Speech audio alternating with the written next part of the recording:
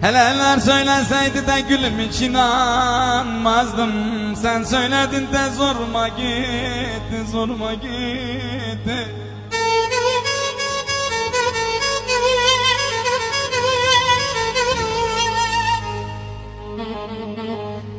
İki elim kanda olsa da gelirdim, gelmezmiş demişsin de vallahi zoruma gitti, zoruma gitti.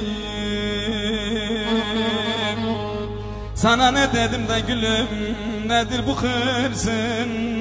Bir daha sevmek mi de benden aldım dersin? Aman eski dostlar düşman olmaz demişler, sevenler dağları bile delmişler. Demişsin ki Özçelik'e de gelmişler, oy oy oy. Ummazdım da ben senden, ula zoruma gider, zoruma gider.